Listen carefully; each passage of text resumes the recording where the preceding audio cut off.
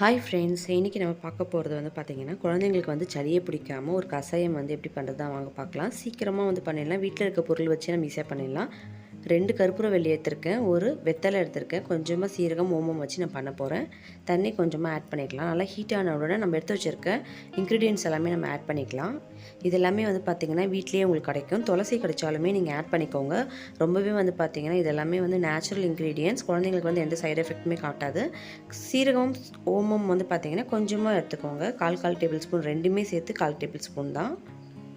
நல்லா வாட்டி மிக்ஸ் பண்ணி விட்டுறலாம். மிக்ஸ் பண்ணிவிட்டு ஸ்லோ ஃப்ளேம்லேயே வந்து கொதிக்கிட்டோம். இந்த அளவுக்கு கொதிச்சு கலர் வந்து சேஞ்ச் ஆகணும். அப்போ தான் கஷாயத்தோட அது எல்லா எசன்ஸுமே வந்து பார்த்திங்கன்னா தண்ணியில் இறங்கும்.